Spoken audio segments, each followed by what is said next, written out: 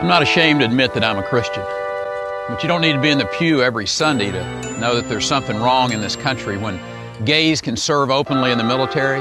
Fundamentalist Christians who believe the Bible is the exact Word of God, including that wacky fire and brimstone Revelations ending. How can you have judgment if you have no faith? And how can I trust you with power if you don't pray? Have had their finger on the fucking button for 12 years. Sure, I believe the Bible is exactly what it is. It's the word of revelation to us from God Himself. Tell me when, Lord. Tell me when. I believe the Bible is the Word of God. Absolutely. Let me be your servant, Lord.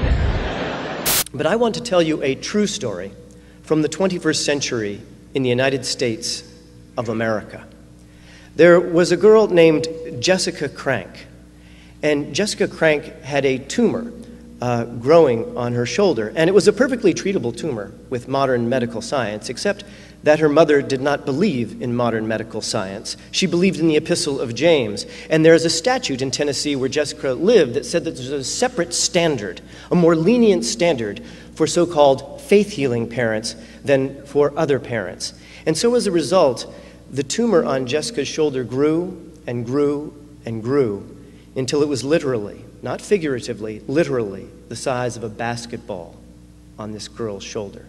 She suffered horrible, agonizing, torturous pain, worse than anything that ever happened at Abu Ghraib. And then she died.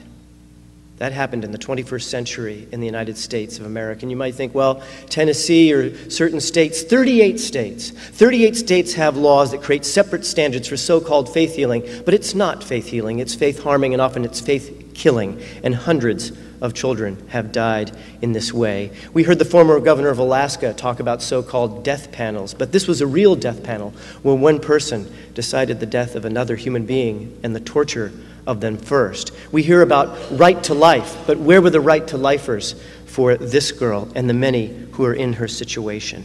And with the imprimatur of American law, that is the situation we face in America today, and it's something terrible that we need to change.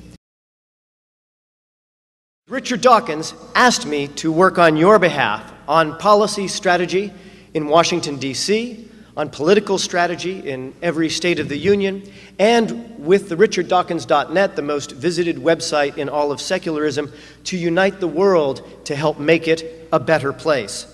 That's a wonderful task and opportunity and a great job to have, and I'm very honored to have it.